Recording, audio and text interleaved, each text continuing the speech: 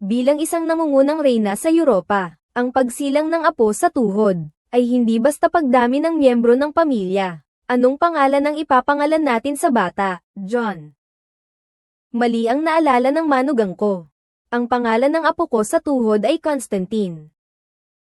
Constantine ang pangalan ng emperador ng Byzantine. Inaasahan ni Catherine na ang apo nitong prinsipe ay magiging emperador doon balang araw, at ang kinabukasan ng Russia ay mamanahin ng panganay na apo, si Alexander. Nang matapos ang seremonya ng pagbibigay pangalan sa apo, ay kinuha ni Catherine ang dalawang apo sa pangalan ng paghahanda sa pagiging emperador. Nalungkot naman ang manugang na nakakita nito. Anong nangyari?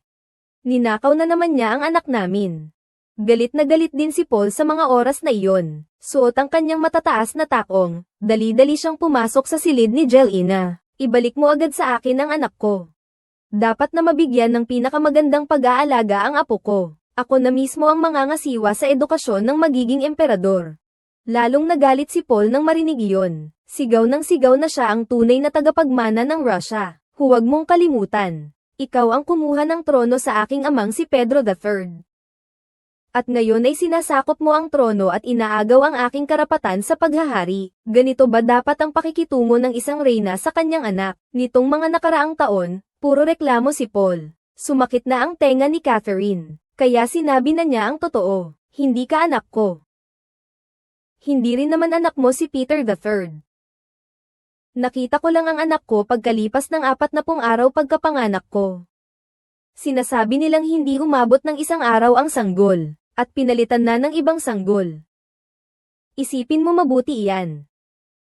Simula nang malaman ni Paul na posibleng hindi siya tunay, hindi na siya mapakali, kaya't iniutos niya sa kanyang guro na pumunta sa Royal Archives, upang mahanap ang lahat ng mga dokumento tungkol sa kanya mula nang siya'y isilang, upang personal niyang mapatunayan ang katotohanan ng kanyang pagkatao. Ngunit matapos ang maraming araw at gabi ng paghahanap, at nang makasiguro na walang anumang mapaghihinalaang bakas tungkol sa kanyang pinagmulan, tinitigan niya ang larawan ni Peter III sa dingding. Pagkatapos ay tinitigan din niya ang kanyang sarili sa salamin. Kumbinsido siya na siya nga ang anak ni Peter III. Kaya kinabukasan, muli siyang nagpunta kay Jekaterina na puno ng kumpiyansa, at sinabing tiningnan na niya ang lahat ng mga diary at liham ng yumaong lola ni Elizaveta. Wala siyang nakitang anumang impormasyon tungkol sa kanya, na hindi anak ni Peter III.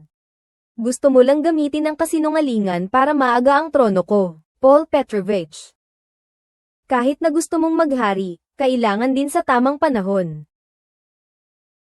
Pagkatapos mo bang mamatay, ganun mo ba inaasam ang araw na iyan, anak ko? Mag-ingat po kayo.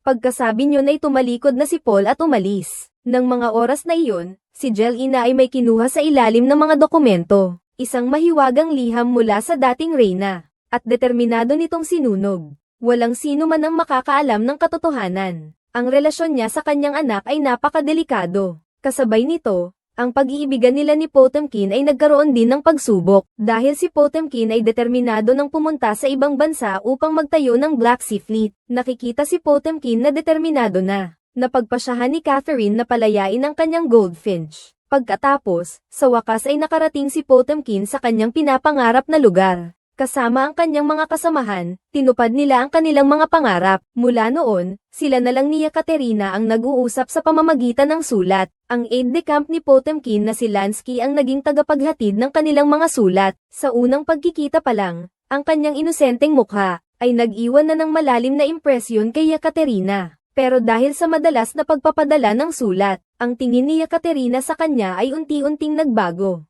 Hindi na ito gaanong inosente. Ang aide-de-camp nga pala ni Prince Potemkin, si Lansky. Naalala ko na ang pangalan mo. Bakit ka tumatawa ng ganyan?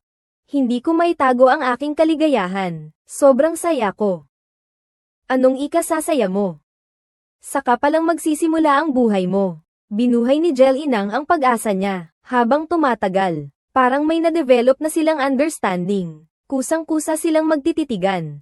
Ipinagkatiwala ni Ekaterina kay Lansky ang paghatid ng liham sa kan ng Crimean Khanate. Ang kan na ito, si Shahin, ay palaging may pagkiling sa Russia, ngunit ang kanyang kapatid ay may pagkiling sa Turkey. Nang mga panahong iyon, ang Russia at Turkey ay parehong may Hungariang mapasakamay ang Crimea. Kaya naman, nagpadala ang Turkey kay Shaheen ng isang napakagandang mananayaw. At ang tunay na layunin ay ang pagpatay kay Shaheen nang hindi niya inaasahan. Dahil kung gayon ang kanyang mga kapatid, ay kusang loob na magpapasakop sa Turkey. Nang dumating ang gabi, si Lansky ay nakaupo sa tabi ng apoy, at gumuhit ng larawan ni Yekaterina. Ngunit nang itaas niya ang kanyang ulo, nakita niya ang mananayaw na sasakal kay Shaheen. Agad na tumakbo si Lansky para tumulong nang makita niya iyon. Sa tulong ni Lansky, matagumpay nilang nahuli ang mananayaw. Pagkatapos ay bumalik si Lansky sa St. Petersburg, at iniulat ang pangyayari kay Yekaterina. Nang marinig iyon ni Yekaterina, naisip niya na ito ang magandang pagkakataon para mapalapit kay Shaheen.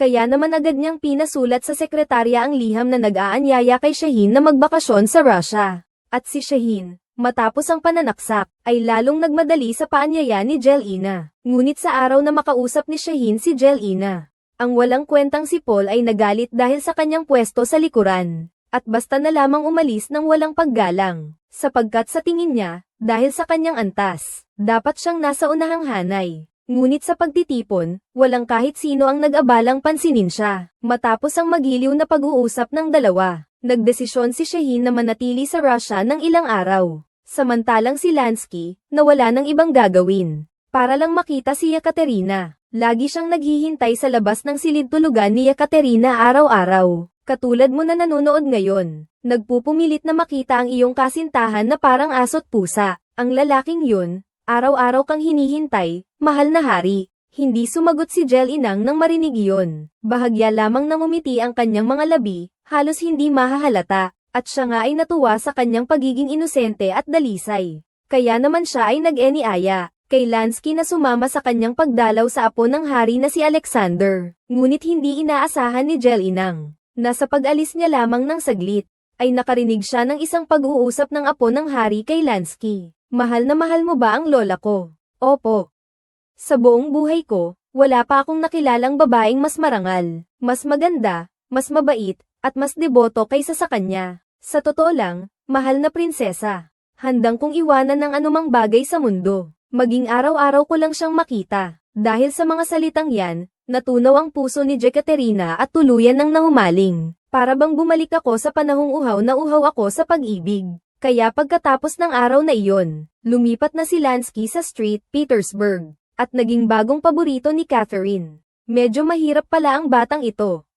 Isang malita lang ang dala niya. Pero paano naman kaya magiging kulang ang pagtrato sa paborito ng isang imperial? Binagaya ni Catherine ang ayos niya ayon sa kanyang gusto. Gagawang siya ang pinakamaliwanag na bituin sa palasyo. At si Jelena, para patunayang mayroon pa rin siyang walang hanggang alindog, ibababa niya ang kanyang kwelyo bago pumasok si Lansky. Ipapakita niya ang kanyang maputi at makinis na mga balikat. Pero ang bagong promos iyong paborito ni Haring Lansky ay halatang kinakabahan pa. Nauutal at hindi alam ang gagawin. Pero ang pagmamahal niya kay Jelena ay hindi may kakaila. Ang tanging kapintasan lang niya ay hindi niya alam kung paano makipaglaro sa politika. Ngunit ang mga kalaguyo ni Catherine ay kailangang maging katulad ni Orlev, na sumasalakay sa digmaan at nagtatamo ng malaking tagumpay. O kaya'y katulad ni Potemkin, na mahusay na tagapangasiwa ng isang malawak na lupain. Kaya't pinlano ni Catherine na atasan ang kanyang sekretarya. Naturuan si Lansky ng mga profesional na kaalaman sa politika. Mula noon, bukod sa pagsasama kay Catherine, ito ay ang pag-aaral ng iba't ibang internasyonal na kaalaman at pagpaplano ng digmaan. Ngunit bigla ang napakaraming natutunan ni Lansky na malakas ang pangangatawan. Nahihirapan siyang matutunan ang mga ito.